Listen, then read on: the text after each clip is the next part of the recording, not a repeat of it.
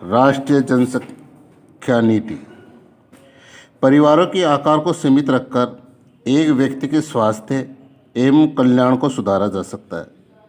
इस तथ्य को ध्यान में रखते हुए भारत सरकार ने 1952 में एक व्यापक परिवार नियोजन कार्यक्रम को प्रारंभ किया।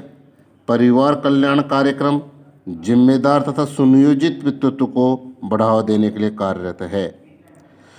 जो ये संगठन बनाया है 1952 में, वो परिवार के पिता को पितृत्व प्रदान करने के लिए, उसके द्वारा कार्यों को संपन्न कराने के लिए बनाया गया। राष्ट्रीय जनसंख्या नीति 2000 कई वर्षों के नियोजित प्रयासों का परिणाम है।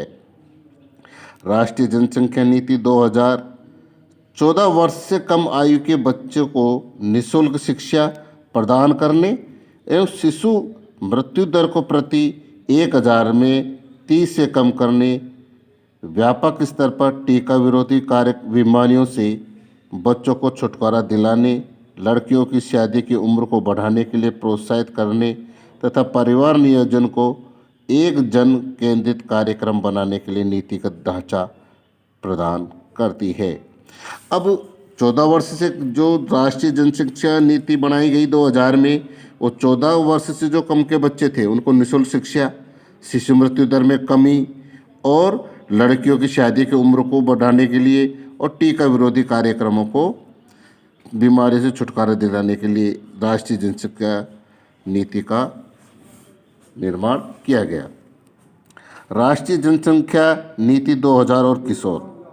राष्ट्रीय जनसंख्या नीति 2000 ने किशोर किशोरियों की पहचान जनसंख्या के उस प्रमुख भाग के रूप में की जिस पर बहुत ध्यान देने की आवश्यकता है। पोषणिक आवश्यकताओं के अतिरिक्त इस नीति में अवांछित गर्भधारण और यौन संबंधों से प्रसारित बीमारियों से किशोर किशोरियों की संरक्षा जैसी महत्वपूर्ण आवश्यकताओं पर भी जोर दिया गया है।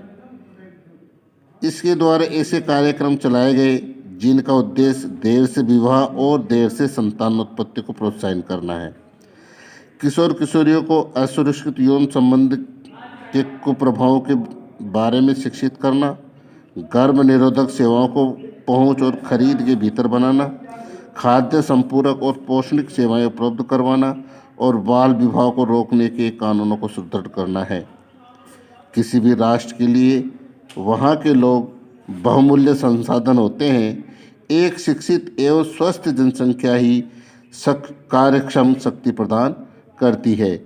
इसलिए इस पाठ को पढ़ने से प्रत्येक नागरिक को शिक्षित होना और स्वास्थ्य के प्रति जागरूक होना अति आवश्यक